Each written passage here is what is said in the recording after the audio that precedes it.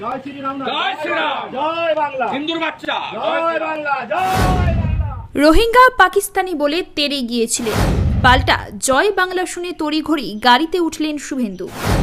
বিজেপির বিধায়ক, রাজ্যের বিরোধী দলনেতা দিনে দুপুরে সাধারণ মানুষের মুখে শুধু দুটি বাংলা কথা শুনেছিলেন, নিখাদ বাংলা শব্দ। এমন নয় যে অপরিচিত, জটিল, বহুল পরিচিত চেনা শব্দবন্ধ জয় বাংলা।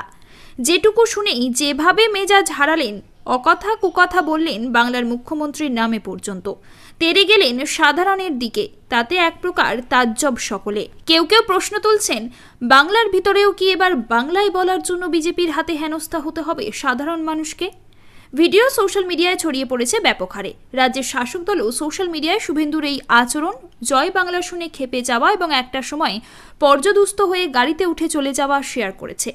আগে বলা যাক ভিডিও প্রসঙ্গে। ঠিক কি দেখা যাচ্ছে?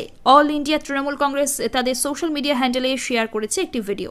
তাতে স্পষ্ট দেখা গিয়েছে, রাজ্যে বিরোধী দলনেতার কনভয় পেরিয়ে যাচ্ছিল রাস্তা দিয়ে। তখনই রাস্তার পাশে দাঁড়িয়ে থাকা সাধারণ মানুষ জয় বাংলা স্লোগান দেয়, আর তা শুনেই রীতিমতো কনভয় থামিয়ে গাড়ি থেকে নেমে আসেন শুভেন্দু। যেখানে অতি সহজেই এড়িয়ে যাওয়া যেত, সেখানে নেমে আসা পর্যন্ত ধরে নেওয়া যাক সব ঠিক আছে, কিন্তু তারপর কি করে বসলেন তিনি? গাড়ি থেকে নেমে সাধারণ মানুষকে রীতিমতো জেরা করতে থাকেন। কেন জয় বাংলা স্লোগান দিয়েছেন তারা? গলা উঁচিয়ে, আঙুল উঁচিয়ে পাল্টা জয় শ্রীরাম বলতেও শোনা যায় তাকে। রাস্তায় দাঁড়িয়ে থাকা মানুষের গলায় তখনও জয় বাংলা স্লোগান। মুখ্যমন্ত্রীর নামে দু চার কথা বলতে বলতেই চলেই যাচ্ছিলেন শুভেন্দু। আচমকা জয় বাংলা স্লোগান দেওয়া মানুষদের রোহিঙ্গা বলতে শোনা যায় স্পষ্টভাবে। চামড়া তুলে দেব, আমাকে চেনে না, এই জাতীয় হুমকিও দিতে থাকেন সকলের সামনে। শুভেন্দুর নির্দেশে তার নিরাপত্তা রক্ষীরাও কিছুটা দৌড়াদৌড়ি করেন। ইতিমধ্যে তৃণমূলের যুবনেতা শুভেন্দুর ওই ভিডিও পোস্ট করেছেন সোশ্যাল মিডিয়ায়।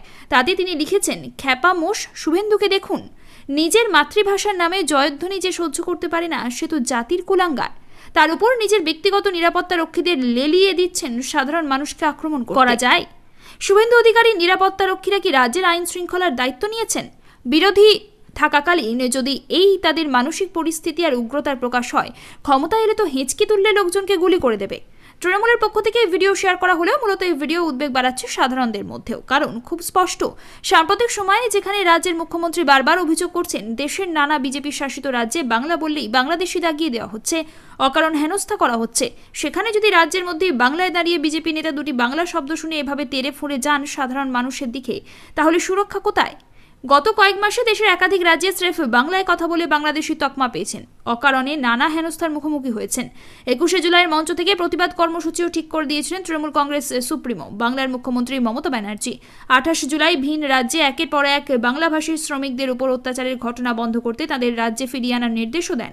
সোমবার বোলপুরের গীতাঞ্জলি প্রেক্ষাগৃহে এক প্রশাসনিক বৈঠকে তিনি বলেন, আমাদের 22 লক্ষ শ্রমিক যারা বাইরে কাজ করেন, তাদের সবাইকে ফিরিয়ে আনুন এবার।